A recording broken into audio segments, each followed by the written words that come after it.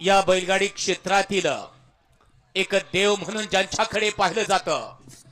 ज्याने किताबांचा बादशाह म्हणून ज्याची ओळख या बैलगाडी क्षेत्रामध्ये आहे आणि खऱ्या अर्थानं बाहेरच्या देशामध्ये सुद्धा या बकासूरचं आकर्षण झालं। मुळशीचा सरपंच म्हणून ज्याची कारकिर्दीला सुरुवात झाली आणि एक अतिशय देखना बैल नंदी म्हणून ज्याची ओळख झाली असा मोहिल शेठ धुमाळ सुसगावकरांचा बकासूर या बैलगाडी क्षेत्रातील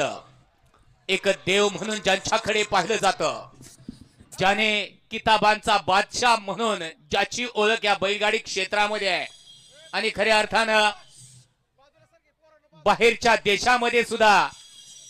या बकासूरचं आकर्षण झालं। मुळशीचा सरपंच म्हणून ज्याची कारकिर्दीला सुरुवात झाली आणि एक अतिशय देखना बैल